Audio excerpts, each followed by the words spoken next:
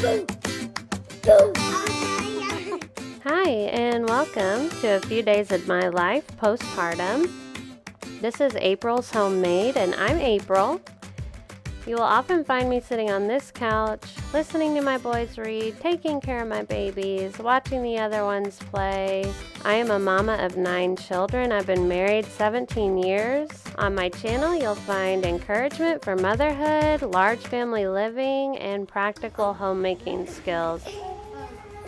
Here I am brushing Mary's hair while feeding my baby and listening to David read.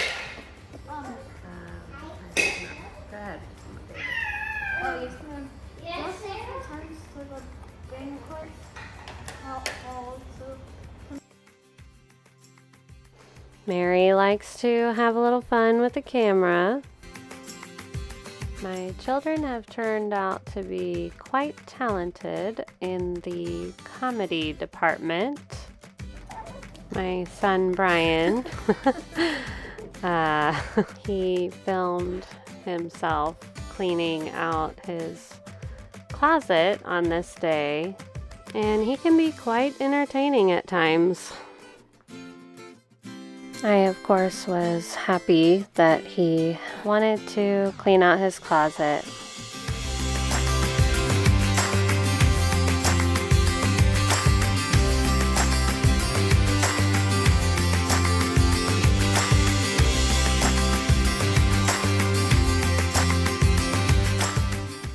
And now, my closet is clean. I deserve another medal for this. And by the way, I got this medal for meritorious achievement. Very meritorious. I always try to do a little flashcards with my boys, my little boys. They are 6 and 8.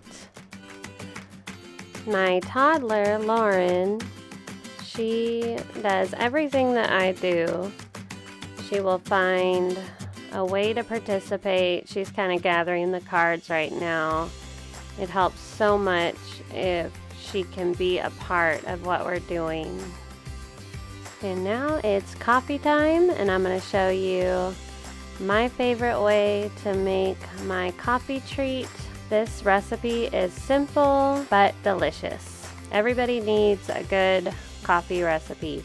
You definitely want to pour the chocolate and the salted caramel over the ice. I have been making my coffee this way for many years. I'm not even sure how long, but I can tell you that this will give you a nice energy boost without too much sugar, and it tastes so good.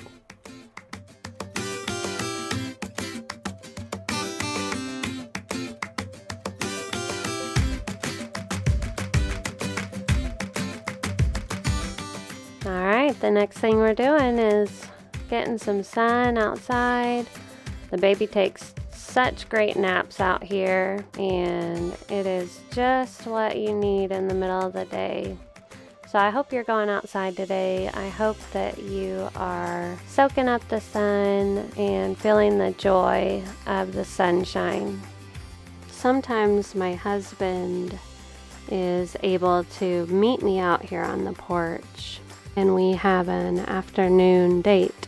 Over the years, it has been hard for us to find babysitters, to pay for babysitters, and this has saved us a lot of money just by coming outside and being together on the back porch. Back porch dating has given us many more hours together than we ever would have had. And that has been an incredible blessing in our marriage. So if you have a back porch, go and sit on it with your spouse and be blessed.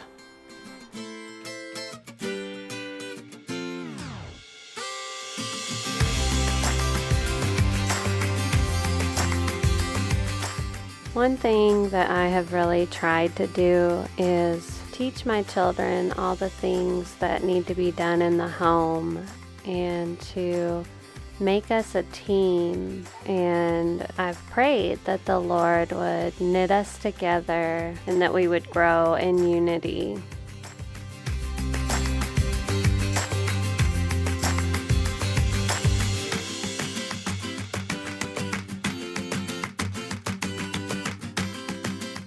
You know, one thing that God showed me early on was that I actually can't do all of the chores in our house for all these children and myself. God also showed me that I shouldn't do everything on my own for all these people, but that I can use all the tasks that need to be done as a team building exercise, and we can all grow together, and I can teach my children how to serve each other and how to serve our family and how to build each other up in love and good deeds.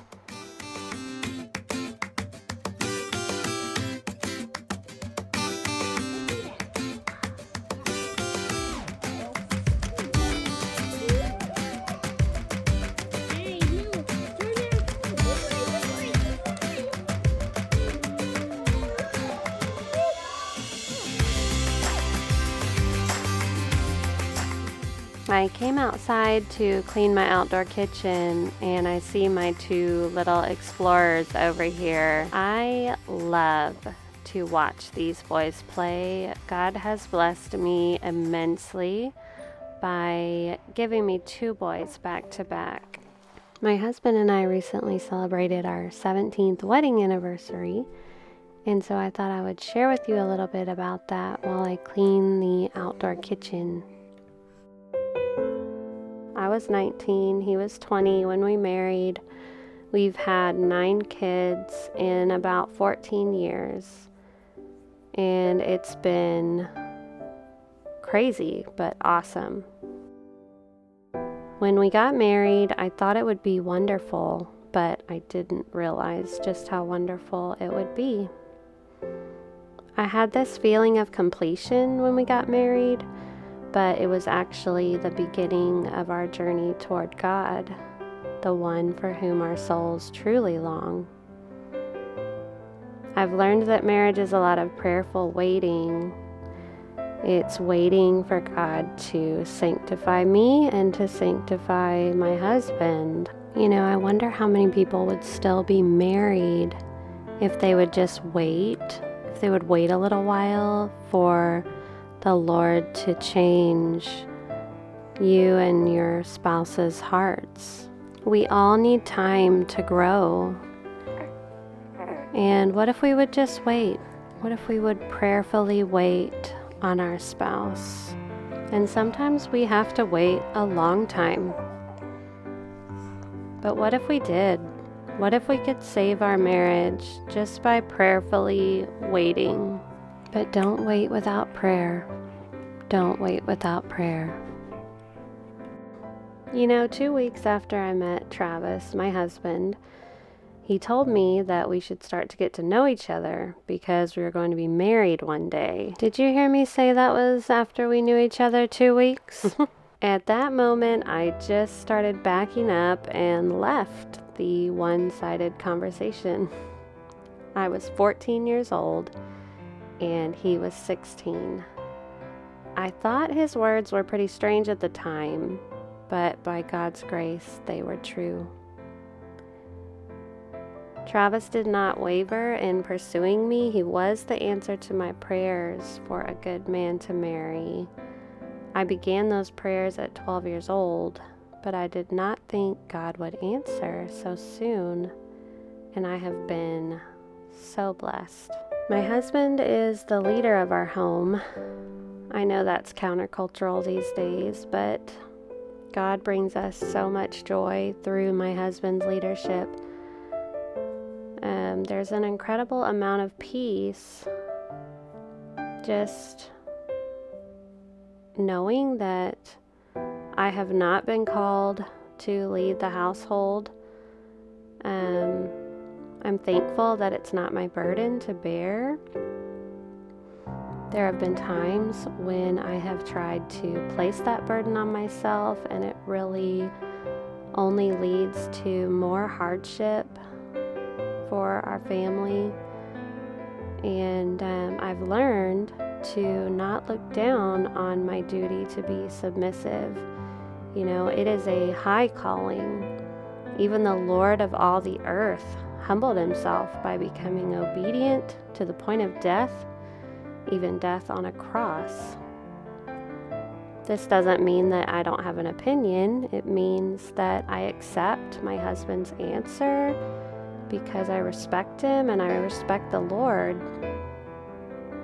You know, my husband is not king of the world. He answers to the Lord of heaven and seeks God's counsel and my counsel as he makes decisions for our family. When I was 12, I started asking God every night for a good Christian man to marry, and God delivered. I am blessed to say that my husband trusts the Lord and does not lean on his own understanding. He has a strong faith that calls him to action. He does his best to love me as Christ loves the church. He speaks of the scriptures when we sit in our house, when we walk by the way, when we lie down, and when we rise. The Lord has blessed me immensely through Travis, and my heart is overwhelmed with thankfulness as we celebrate 17 years. He who is mighty has done great things for me, and holy is his name. I think as women, sometimes we feel threatened by not being given the role of leader in a household.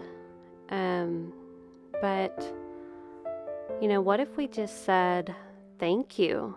Thank you, Lord. Thank you that I do not have to bear this burden, that I am being loved and cherished and cared for by my husband, and I don't have to do all the hard things alone. The Lord is so good to us, and He knows what we need. If we would just listen to Him and hear His word and do as He says. If you are hearing what I am saying and you disagree with me, my dearest hope is that you might consider what I have said, but also that you would feel welcome here, no matter if we disagree. Because even if we don't agree on marriage, on homeschooling, homemaking, whatever it is, you are welcome here. So if you feel led, please like and subscribe, hit that thumbs up, leave me a comment about how many years you've been married. I would love to talk with you some more, and I will see you soon.